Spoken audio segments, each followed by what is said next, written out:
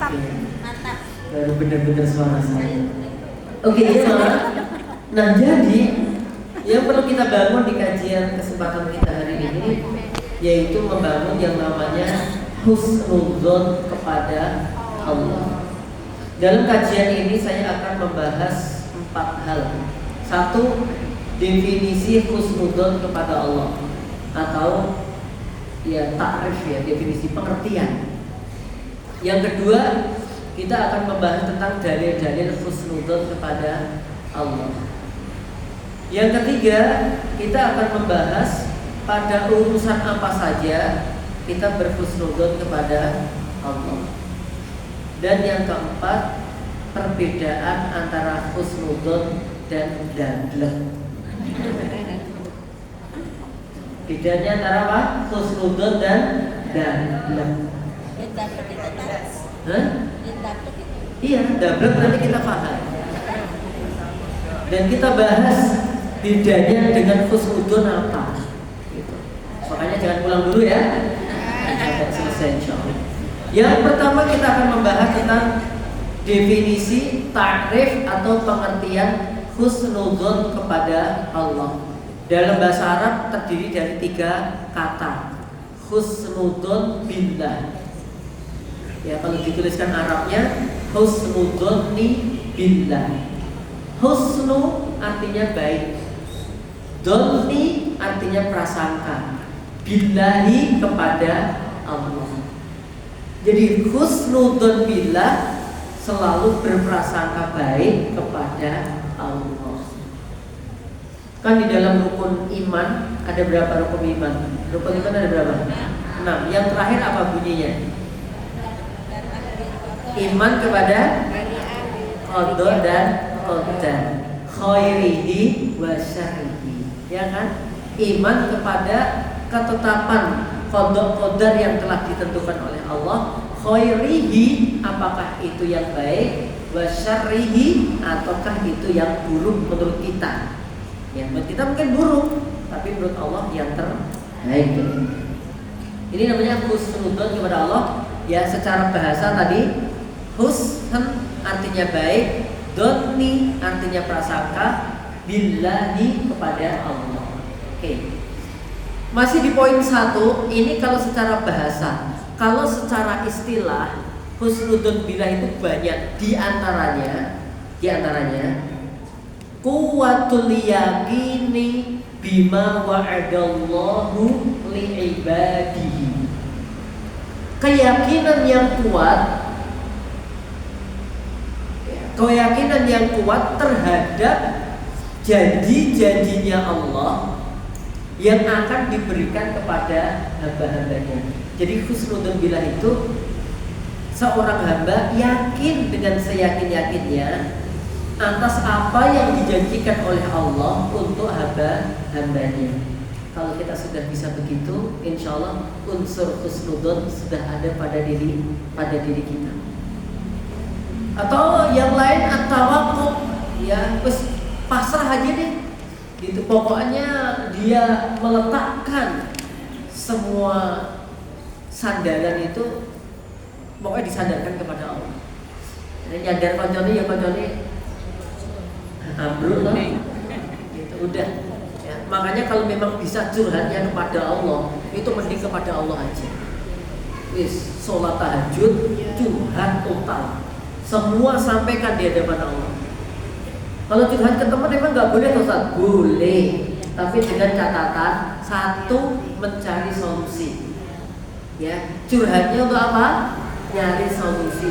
Yang kedua, jenengan yakin teman jenengan amanah untuk menjaga. Ya, paham? Kalau hanya mudoroso, mending ning kanca wae. Mudoroso itu apa? Meluapkan isi hati. Kalau hanya pengen itu toh, nggak pengen nyari solusi, mending pakai milon. Milon ini cermin. Ngomong dewe, jawaban dewe sisa. Itu akan lebih aman. Gitu. Tapi kalau mau nyari solusi ya silahkan. Kemudian, tapi solusi yang pertama kan mesti datangnya dari Allah kan. Adapun kepada manusia itu kan lewat melalui gitu. Yang kedua, yakinkan bahwa yang jenengan aja curhat tadi orang yang amanah. Ya kadang sih begini, saat ini amanah. Sok ben nek pas lagi rukun yo bestie, lagi ada masalah besek, lagi aku tuh sering loh lihat beberapa orang tuh, sampai saya tuh kadang melihat nek ada ibu ini mesti ada ibu ini, mungkin kadang-kadang ada. Kalau ada ibu ini mesti ada ibu ini. Ini mesti ibu ini. Sampai kadang-kadang saking seringnya ngalor ngidul ngetan ulon munggah hidup. Dikira dulure. Teman-teman kerja. Besti. Nah, yang kayak gitu tolong dijaga dengan baik. Ya. Diikat untuk mencari kebaikan. Karena gini teman-teman, al-akhillahu yawma idzin ba'duhum li ba'din adu illal muttaqin. Persahabatan, pertemanan akrab itu nanti di akhirat pada akhirnya akan menjadi permusuhan.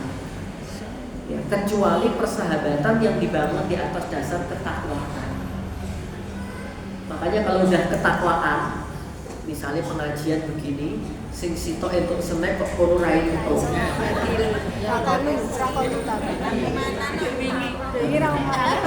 Man ta'akhara fala kumanan lahu. Siapa yang telat ra entuk misalnya. Faman ta'akhara fala kumanan lahu. Ya, enggak apa-apa karena saya yakin jenengan pengajian itu yang dicari bukan senek, yang dicari bukan maam, yang dicari bukan. Yang dicari adalah kita bisa tulis. Maksudnya ilmu kan. Jadi, nah kayak begitu jangan menjadikan putus persahabatan. Lah banyak sekali awalnya runtang rinting apa? Ya, karena tidak dibangun atas dasar ketakwaan, akhirnya apa? Ini biasanya, mohon maaf ya. Awalnya yang ini ngaji bareng, cocok, terus bisnis bareng. Nah, hati-hati. Nek wis urusan bisnis bareng biasanya hitung-hitungan apa? Itu kalau tidak benar-benar saling memahami, amanah, jujur dan seterusnya, goro-goro hitung-hitungan biasanya. Awalnya yang mbak aku ora iso teko, mbak wis gak apa-apa kok sing anu aku wae. Awalnya ngono. Suwe-suwe kok ora teko terus. Padahal pembagian hasilnya podo.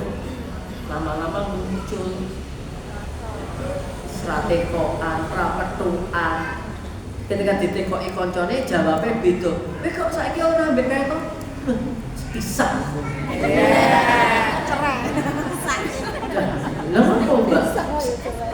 Lho kayaknya apa lho mbak? Iya ngono. Menurutku apik awal-awal, ternyata sekarang sudah terbongkar semuanya. Aslinya dia itu siapa? Serigala berbulu serigala. Serigala temennya. Iya jadi tolong ya, jangan sampai kemudian hal ini terjadi. Ya makanya kalau kayak tadi ya udah mau pasrah enak yakin curhat kepada Allah. Masa nangis jenengan, jaluk jenengan, Allah kan mesti mendengar dan Allah mesti memberikan solusi. Kadang-kadang kita ini yakin gak diumum. Padahal orang yang kita tuju, orangnya baik itu ya alhamdulillah sih dia bisa menguatkan. Iya mbak, sabar. Mungkin suami jenengan getak jenengan itu ekspresi cinta mbak gitu. Jenengan coba nek itu dijarke terus. Berarti kan bojomu gak tresno mbek kowe. Oh iya mbak iya. Berarti piye mbak? Digetak kok nih. Zaman iki diciweli. Ciweli ya tondo cinta, rasane wae. Ngono ya mbak. Lah tapi wis salah ora mbak jawaban nek salah. Lho ya toh wis gak salah. Berarti nek suamimu mengingatkan kayak begitu tuh berarti dia justru perhatian. Nek kowe dijarke ngono terus piye? Oh iya mbak ya. Oh ngono jadinya. Makasih mbak ya. Oh gitu. Gitu jangan. Coba nek jangan ke temanmu sing ghairu genah. digetak bojoku. Oh, mau getak genti loh. Kita ini nggak bisa direndahkan oleh suami. Namun suami itu nggak ngerti apa capeknya. Saya nggak terima kalau kamu digetak. Mana suamimu? Oh, tak getak genti. Jadi nggak bisa kayak gitu. Kalau dapat kita mencurhat yang baik, feedbacknya bagus. Tapi kalau koncone sing tiba sing koncone mau yo jenenge bojone.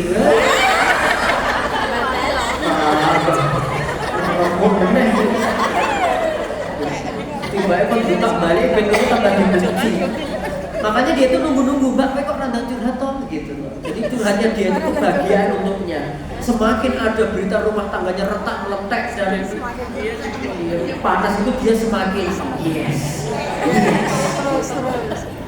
Usahaku tidak pernah sia-sia.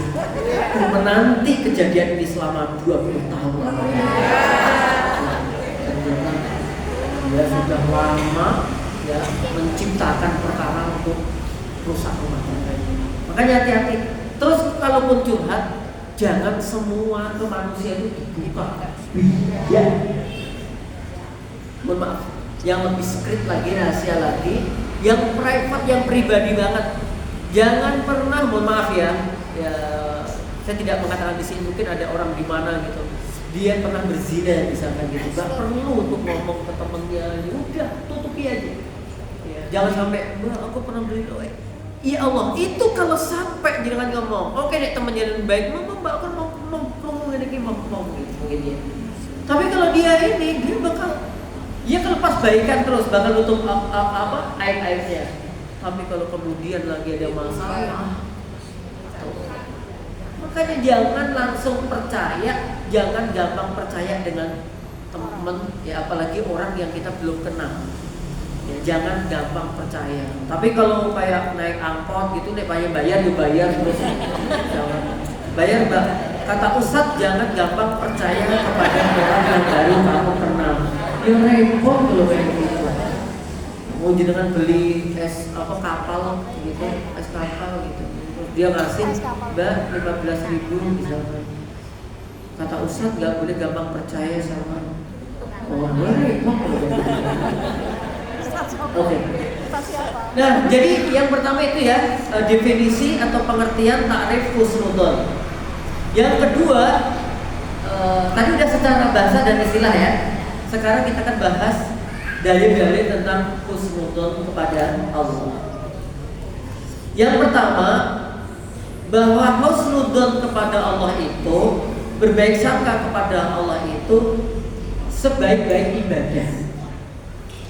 Nabi SAW mengatakan, husnudzon billahi min ahsanil ibadah. Berbaik sangka kepada Allah itu di antara dari sebaik-baik ibadah. Kita bisa husnudzon, ya, bisa pasrah kepada Allah, bisa yakin yang dijanjikan Allah pasti terjadi, terutama untuk kebaikan-kebaikan yang dimotivasikan kepada kita. Itu insya Allah. Ya, ini namanya bahwa husnudzon itu sebaik-baik ibadah. Kalau udah husnudzon kepada Allah tuh isinya enak ya, Mbak. Wal husnudzon billah tuksiru sa'adah. Dan husnudzon kepada Allah itu melahirkan kebahagiaan. Jadi mesti kalau husnudzon kepada Allah nanti apa? Dia akan berupaya mencari beribu-ribu hikmah, mencari samudra hikmah dibalik dari satu musibah. Jangan, saya hari Ahad kemarin prodit banget kegiatan saya. Sampai-sampai saya di tengah-tengah rapat saya izin diminta ngisi di daerah Karanganyar walimah. Yang taklim saya liburkan di hari Ahad, ya, karena saya ada rapat yang menurut saya cukup mendadak. Tapi kemudian yang walimah ini kan agak sulit. Yang lainnya kan rutin. Kalau rutin kan insya Allah diganti. Nah ini yang mendadak jamaah. Yang bukan walimah itu kan satu kali lah insya Allah menikah itu dalam kehidupan ya. Kalau nggak nambah atau nggak apa gitu. Satu kali kan biasanya. Nah, saya izin, pokoknya yang ini saya izin Ustaz untuk tetap bisa ngisi. Ya sudah nggak apa-apa gitu. Saya izin jam 9 ya, dan dari Menara Quran menuju ke Tasikmalaya yang sana. Sampai di Ring Road, pikiran saya itu udah pokoknya ke kiri gitu, karena pikiran saya walimahnya itu di dekat Intan Pari, Kolam Renang gitu, daerah-daerah sana lah bayangan saya. Kemudian Ring Road biasanya belok kiri arah Mbak Kramat, nanti ada jalur tembus tuh, cepet banget ya Bang. Ya. Sampai situ Qadarullah yang mau ke arah kiri itu macet ya Bang. Ya. Akhirnya ya sudah, saya terima. Ya mau nggak mau saya harus belok kanan. Belok kanan, nanti ada belokan pertama Pasar Balong, itu bisa nembus ke kiri langsung sampai sana juga cepet. Tapi Qadarullah lagi ada penyeberangan, ya sudah saya nikmati aja lah. Ya walaupun agak gede juga, udah ditelepon di WA, Ustaz sampai mana? Gimana Ustaz gitu. Tapi ya Bismillah, yang penting saya udah ikhtiar, berangkat saya sebenarnya juga nggak mepet-mepet banget. Ya. Tapi ada dua hal tadi itu, harusnya belok sini atau sini, kemudian harus bablas saya. Bablas sampai ada tulisan Hotel 48, baru saya ke kiri. Ya, padahal lokasinya bayangan saya kayak tadi di Intan Pari. Kalau lewat sini cepet banget, seret. Lewat sini lebih lama, gitu. Sampai di daerah Jongkang gitu jemaah. Ada walimah di pinggir jalan, ada orang lagi acara gitu. Padahal ini belum sampai Sondokoro lah, apalagi Intan Pari belum. Kok ada orang walimahan ya? Gitu. Akhirnya saya berhenti, mobil saya putar balik, saya tanya orang-orang yang lagi ngatur-ngatur parkir. Padahal yang tak maksud masih jauh sana.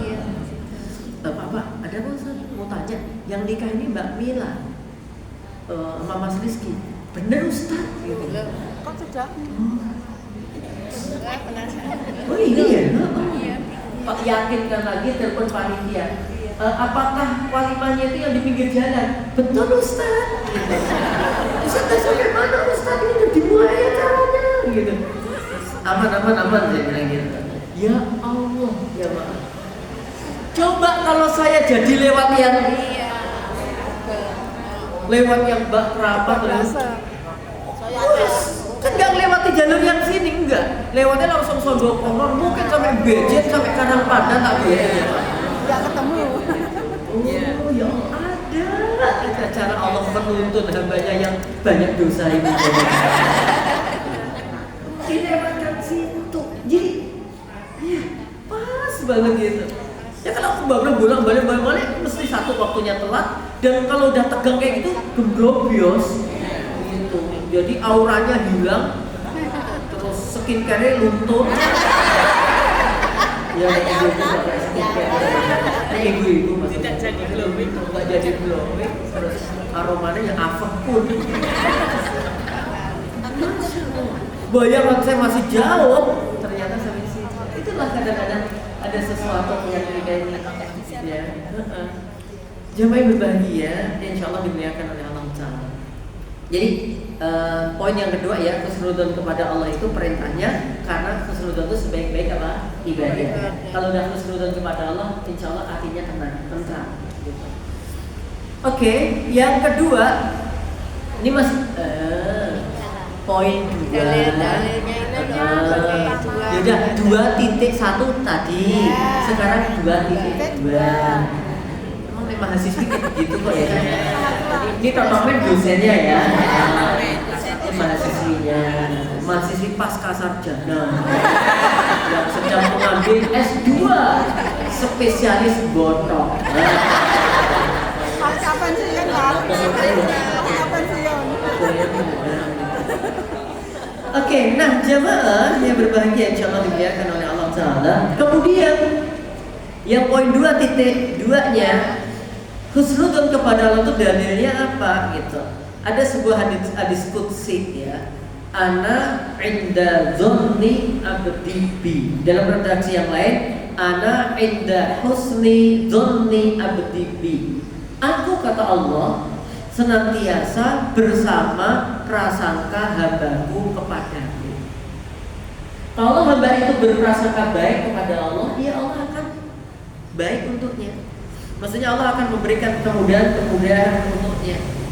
Tapi kalau kemudian hamba itu udah prasangka jelek kepada Rabbnya, ya itu yang akan didapat gitu. Ya. Walaupun nanti prasangkanya ini benar apa enggak nanti diuji di akhir, yaitu tentang dablek atau husnudon itu tadi. Itu di bab yang akhir nanti. Nah, jadi kalau kita bisa husnudon kepada Allah, justru urusan itu akan dimudahkan. Ya, contohnya ketika kita mohon ampun kepada Allah gitu ya. Allah memaafkan enggak ya? Udah husnudon aja. Allah mengampuni dosa-dosa kita. Walaupun tetap ada perasaan khauf, rasa takut, jangan-jangan Allah tidak memaafkan aku. Ya, kemarin saya nyetatus ya, tulisannya begini. Nabi Adam alaihissalam dikeluarkan dari surga gara-gara satu dosa. Makan kita ya Allah, dosanya kan banyak banget kan. Beliau hanya khuldi aja, ya khuldi sebutan dari iblis gitu ya, yang khuld kekal gitu. Nah kita ini ya Allah gitu ya, banyak sekali ya keharaman-keharaman yang pernah kita kerjakan. Tapi tetap harus dibangun yaitu husnudon bahwa Allah mengampuni dosa-dosa kita. Teman-teman, sekalipun kita ini ya terutama saya ini berdosa ya, banyak melakukan dosa. Tapi dalam tazkiyatun nafas, sekalipun itu perbuatan dosa, kalau orang itu mau benar-benar mengambil pelajaran, ya tetap ada bahasa saya itu hikmahnya dari orang yang berbuat dosa. Ya, sekalipun itu dosa, ternyata balik itu ada hikmahnya jika dia benar-benar mau mengambil pelajaran. Contohnya ada orang ya yang dia itu merasa dirinya nggak berbuat dosa, jadi ya hidupnya lempeng-lempeng gitu aja, biasa-biasa aja gitu ya. Apalagi terlalu pede banget, nek saya kan jarang berbuat dosa, surga telah menantiku loh gitu ya.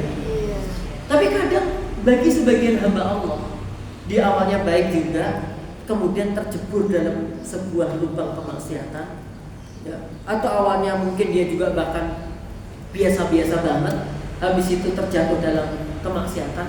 Ternyata titik baliknya setelah berbuat dosa itu benar-benar luar biasa. Paham maksud saya?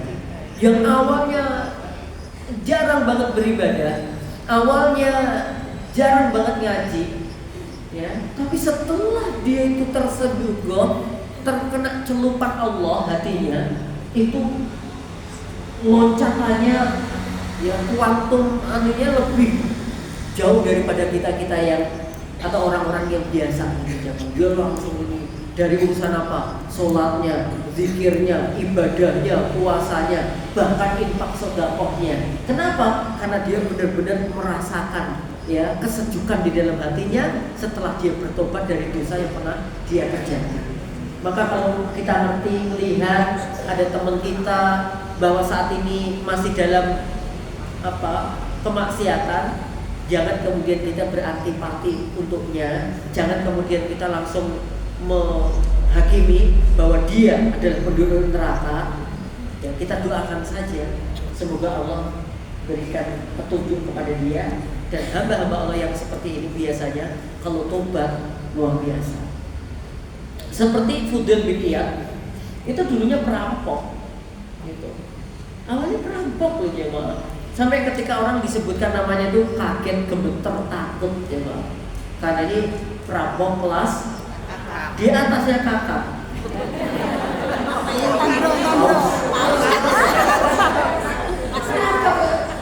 Segini tok di Mister Krempes digoreng sereng ya.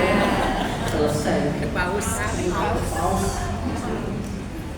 Itu luar biasa aja mak. Tapi karena dia bertobat, tobatnya sepele. Kalau beberapa keterangan ya, walaupun mungkin ada keterangan yang lain. Walaupun dia itu perampok, tapi ternyata ada rasa cinta. Ya, kalau dalam bahasa Ngawi ceblok demen. Apa itu? Ceblok. Apa itu? Jatuh cinta. Jatuh Demen, cinta. cinta. Jatuh cinta. Sebjai jatuh. Kedebuk love. Ya. Kedebuk love. Bengalan. Begalan. Bengalan. Kedebuk love. Jatuh cinta. Walaupun dia perampok, tapi ada rasa cinta anugerah dari Allah itu. Dan uniknya ini perampok senang kepada wanita solihah. Masya Allah. Pinter dia. Kan hati nggak dibohongin. Ya kalau dia dengan sesama penjahat kan hidupnya nggak tenang. Udah hidupnya dia nggak tenang, Tambah teman yang ketemu teman yang nggak tenang. Iya goyang. Dia justru mencintai muslimah. Ya. Wanita yang dicinta itu dia selalu pengen mengetahui. Orang kan gitu kan, ya udah ceblok demen itu pengen ngerti yang dicintai lagi ngapa gitu loh. Apa ubah-ubah, kepo gitu. Pengen dapat info. Apalagi biasanya nyetatus kok orang nyetatus dikira meninggal dunia. Biasanya nyetatus kok nggak nyetatus kok meninggal ya. Ternyata kehabisan pulsa. karena jenengan udah biasanya nyetatus yang baik-baik ya nyetatus saja dikira sakit dikira apa nanti jemaah. Namanya orang cinta tuh gitu. Ya jangan cinta walaupun mungkin tidak mesti cinta secara ini gitu, maksudnya seneng gitu lah ya sama temennya. Kayak lagi ngomong kemana. Nah, sama Hudayl bin Iyad ini kepo apa yang dilakukan oleh orang yang dicintai. Akhirnya dia manjat nyari alamatnya, namanya perampok kan nyari alamat cepet banget ya. Dia telepon belum ada zaman. Akhirnya dia datangi tahu rumahnya, dia intip rumahnya gitu kan. Kalau orang-orang dulu kan rumahnya tuh kayak nggak ada atapnya ya, kayak yang bener bangunan kotak gitu. Dia najah di temboknya, dia lihat si wanita tadi sedang membaca Al-Quran. Surah Al-Hadid ayat 16. Al-Hadid ayat 16. Intinya belumkah tiba waktunya bagi orang yang beriman itu ya untuk tercerahkan hatinya dengan zikir-zikir kepada Allah. Ini perampok meleleh dengan ayat itu. Alhamdulillah perampoknya ya bahasa Arab ya. Gitu, jadi bisa mencerna kalimat Al-Quran. Ya. Surah Al-Hadid ayat 16. Si ceweknya baca itu langsung dia jelek. Ya hatinya pecah kayak inkisarul qalbi. Diam. Itu makanya dia lari dari situ. Jangan dibayangkan film India loh, nanti terus sing wedok keluar terus nyanyi gitu. Komedi yang mana gitu. Lari datangi sebuah rumah. Ya, di sebuah rumah itu dia nangis. Dia ya Allah, begitu. Dia tobat, benar-benar tobat. Mana di rumah kosong. Di tengah-tengah dia menangis, si Hudayl bin Iyad ini meratapi maksiat yang pernah dilakukannya dan dia tersentuh oleh ayat tadi itu. Datang kafilah rombongan berhenti di situ juga, tapi nggak tahu kalau di situ ada Hudayl bin Iyad. Tadi itu ngobrol-ngobrol, ini perjalanan kita lanjutkan apa enggak? Rapat, jangan. Di sini ini wilayahnya sangat genting. Di sini wilayahnya nggak aman karena ada perampok yang begitu kejam ya. Hudayl bin Iyad lah kalau disebut namanya. Padahal wong ini kuno juga. Orangnya lagi gede. Dia keluar dari persembunyian. Kalian semuanya silahkan lanjutkan perjalanan. Abah ada apa? Emang siapa bapak? Aku Hudayl bin Iyad. Oh itulah. Pokoknya sudah tidak ada lagi perampokan. Gitu. Saya kembali kepada Allah Taala. So, artinya apa? Orang yang perampok, yang maksiat, itu kalau Allah berkehendak memberikan tetesan embun hidayah dalam hatinya, cerah. Nah kadang-kadang kan kita yang nggak bisa terima. Masa pokoknya tobat ra trimo aku. Ora iso pengen temen dosane wah pokoknya aku ora rido nek kono tobat. Kok iso jemaah? Kok Allah aja yang menghendaki itu semua kok kita juga rido. Nek menurut saya jangan dia kayaknya kok nggak adil gitu ya ya. Harusnya kan dia mendapatkan apa gitu. Teman-teman, jangan dikira kemudian Allah kemudian berlepas begitu saja. Orang-orang yang tobat itu justru masya Allah ujiannya banyak. Orang yang hijrah itu ujiannya banyak sekali. Kemarin saya baru dapat, saya diminta. Jadi ada orang jebak saya. Jebaknya apa sih? Ustaz, ada apa? Tolong Ustaz dilonggarkan waktunya. Ada apa? Saya kayaknya pengen rumah saya dirupiah Ustaz. Ya, wah saya sibuk banget gitu. Kalau Ustaz tolonglah selonggarnya Ustaz. Udah nek bicara selonggarnya kan saya bingung kan. Ya udah pas saya ada acara ke arah tim barat, ya, kemudian ketemu sampai di rumahnya. Ada kejadian apa Pak rumah sampai dirupiah? Ya enggak juga sih sebenarnya. Cuma satu pengen dengar satu Islam baca Quran panjang di rumah saya. Bukan tante, mbak. Nama suaminya lah. Nama suaminya. Ada mbak-mbak, tapi sama suaminya. Walah, gitu toh. Biasa, kalau daki ini kan gak mungkin saat ke rumah. Nah juga ya. Habis itu, nah baca Quran selesai, ngobrolnya yang dalam. Tentang apa? Proses hijrahnya dia. Saya nggak nyebutin sebelumnya jabatannya apa ya. Luar biasa jabatannya. Duduk aja dapat gaji apalagi berdiri.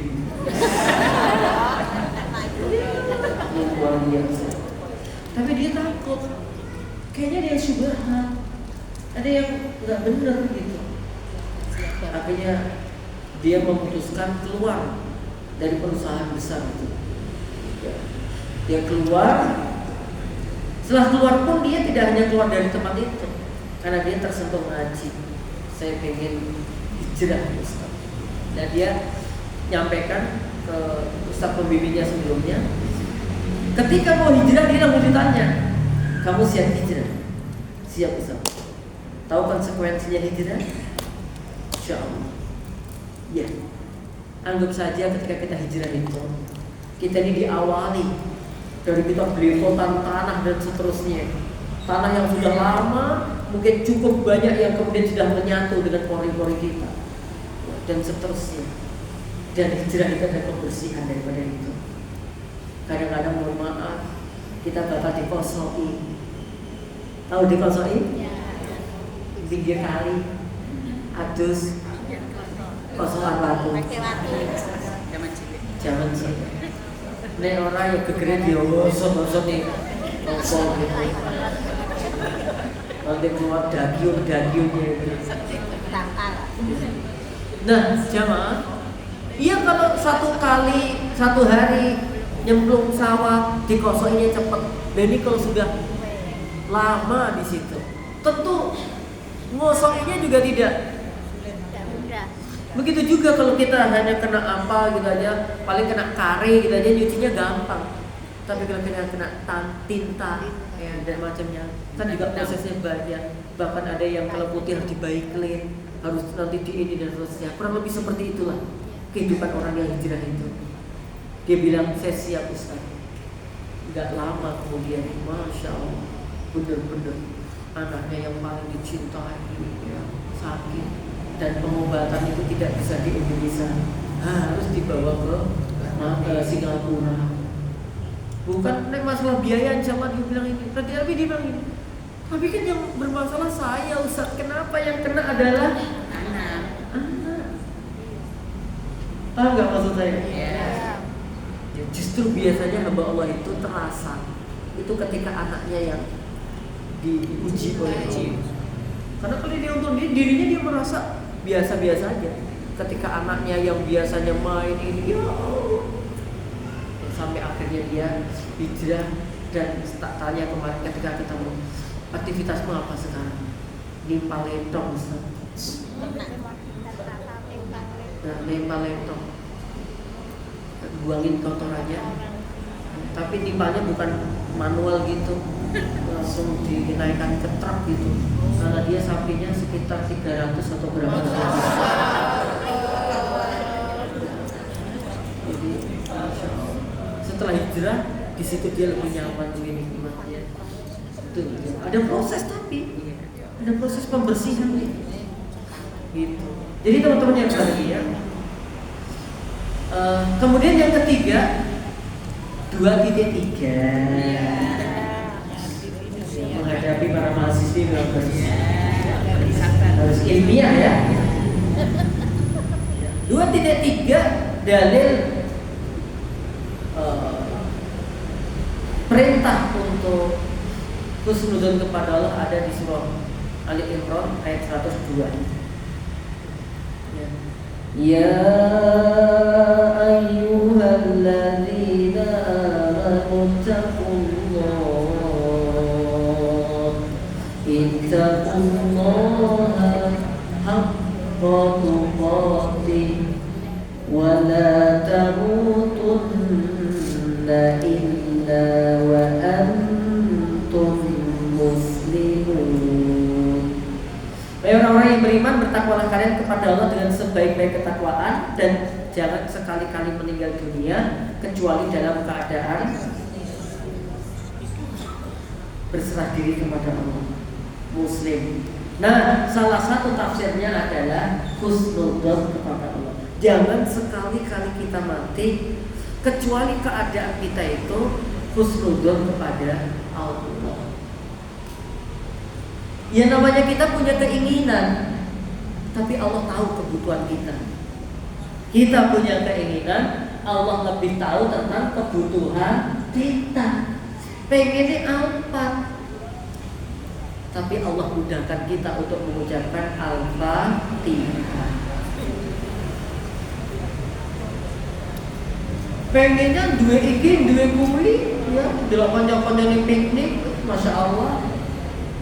Tapi kemudian Allah tahu kamu pengen piknik, pengen jalan-jalan. Takdirnya hari ini tuh kamu sakit.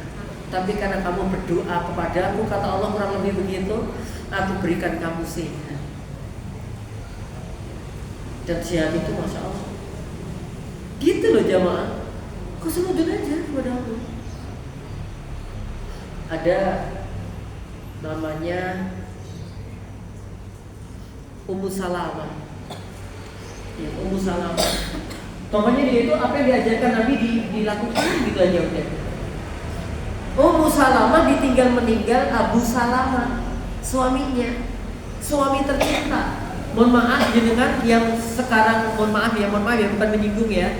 Yang jenengan sekarang sendiri ditinggal suami meninggal, dulu nangis nggak? Nah, sedih nggak? Dan memang harusnya begitu. Bahkan seorang suami juga begitu. Ketika istrinya meninggal, dia tentu juga sedih, dia juga menangis. Ya, walaupun ada dalil jika seorang wanita meninggal dunia dan suaminya ridho, maka wanita itu masuk surga. Tapi bukan berarti terus nggak sedih, nggak nangis. Lek kok guyang-guyang apa? Lugar mau jenengan meninggal. Ya no, aku ridho kok. Yo nggak gitu jemaah. Tetap dia sedih, nangis itu wajar. Tapi bukan menolak atau menentang takdirnya Allah.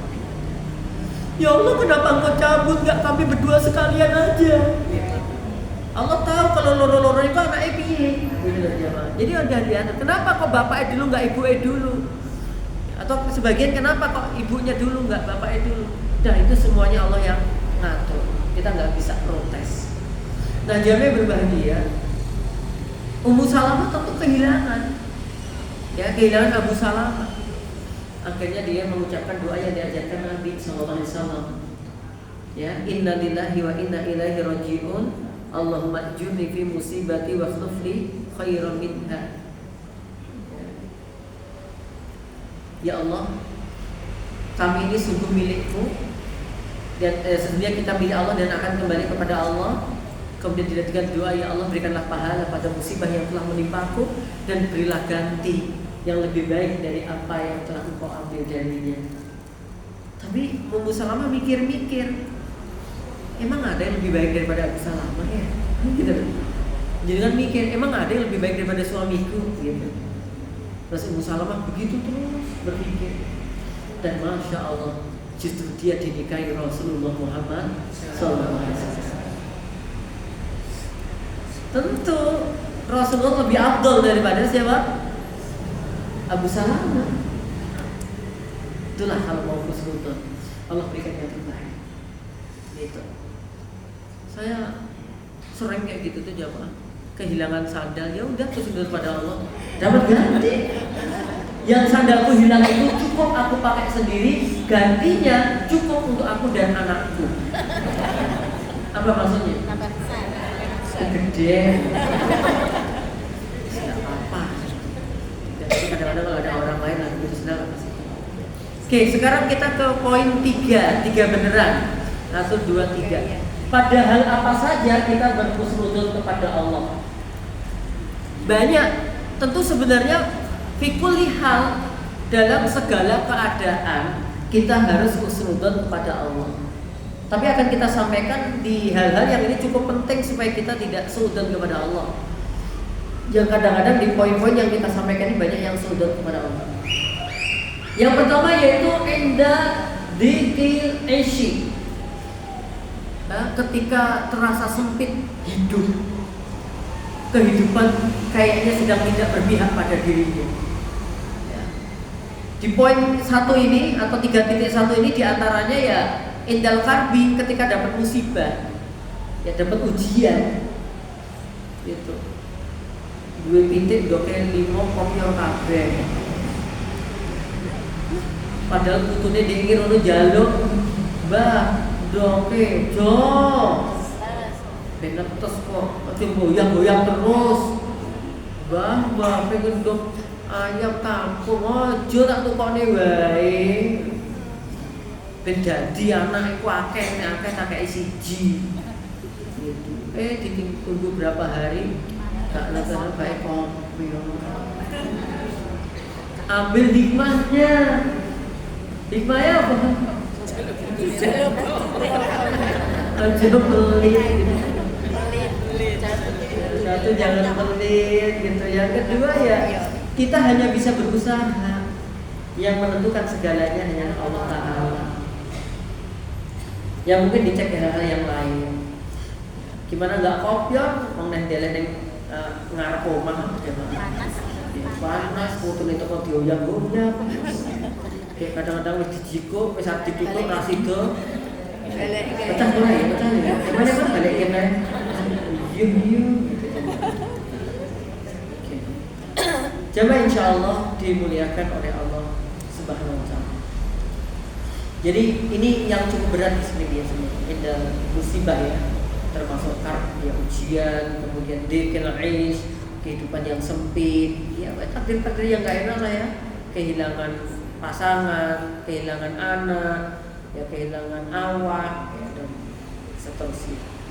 Yang kedua yaitu indad du'ai, tatkala kita berdoa, husnudzon kepada Allah harus dibangun di sini. Yakin Allah bakal mengabulkan doa-doa kita. Walaupun ada rasa takut jika tidak dikabulkan, tapi optimislah. Karena Allah itu maha mendengar. Ya mujibas sa'ilin, wahidan yang maha mengabulkan doanya hamba. Biasanya kita kaji di Asmaul Husna, dan jadwal saya besok di Siti Aisyah ya. Ibu-ibu sedang tidak berbarengan ya, di Siti Aisyah.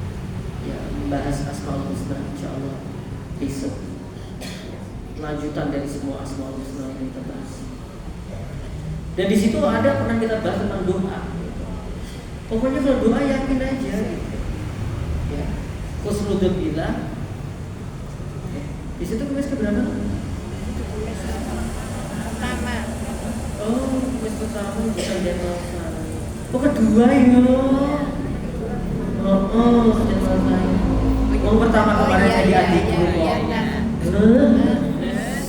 Saya kedua. Nah, jadi ud'uni astajib lakum. Allah mengatakan mintalah kepada aku, Allah kabulkan, aku kabulkan doa-doa kamu. Gitu. Jadi kalau kita husnudzon enak kan. Masalah pengkabulannya kapan kita serahkan kepada Allah. Allah tahu mana yang lebih tepat untuk kita, bukan yang lebih cepat.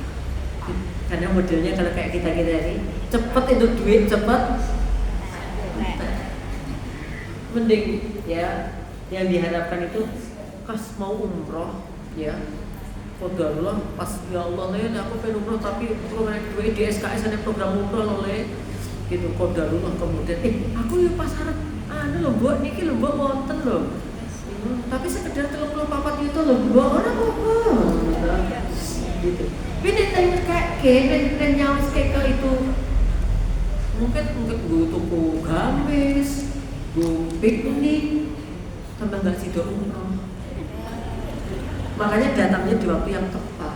Itu hasil doa beberapa waktu yang lalu. Yaitu walaupun lewat anaknya, gitu. Itu tetap aja dari Allah melalui siapa? Anaknya.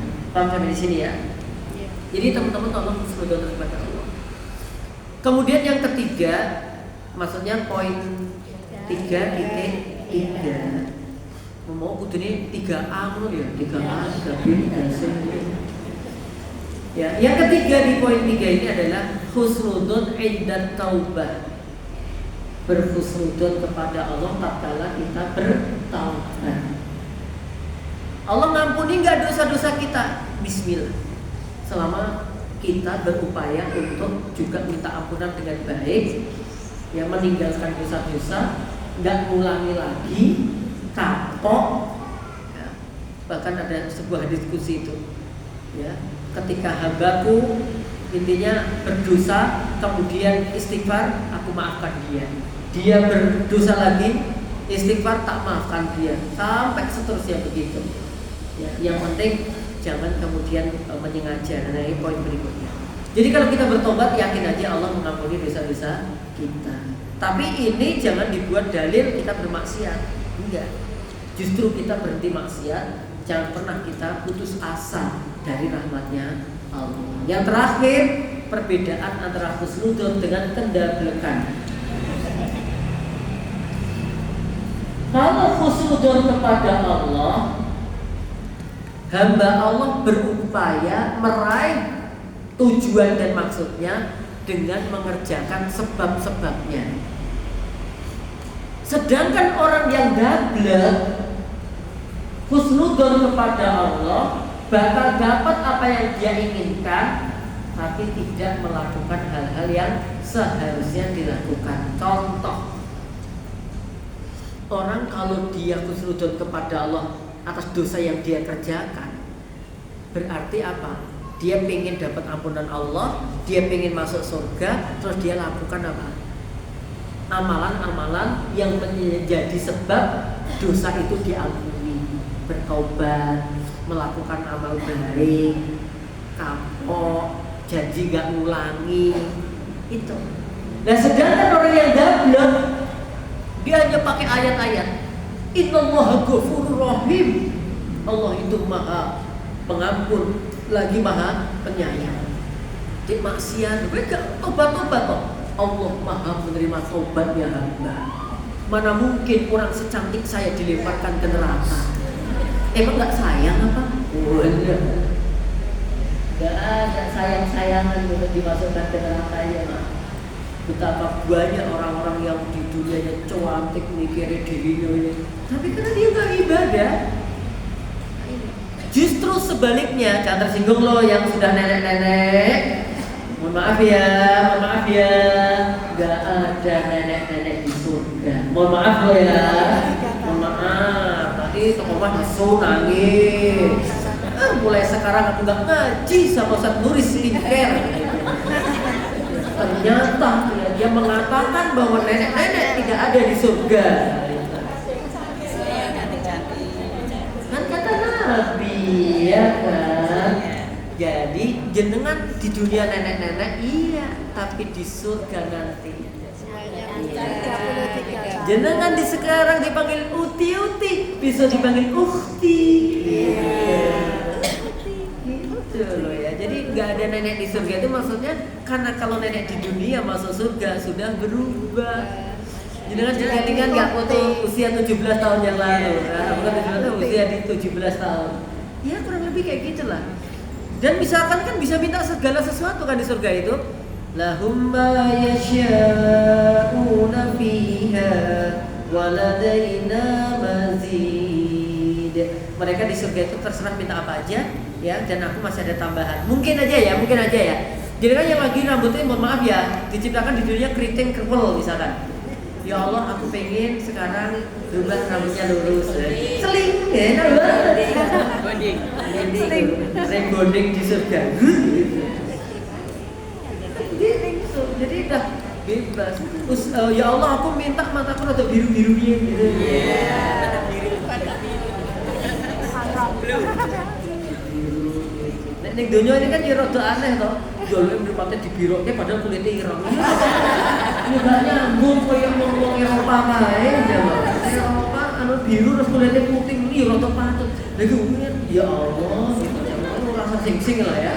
Maksud saya itu ya, nek memang pakai lensa sing mirip dengan mata saja kalau fungsinya itu buat apa?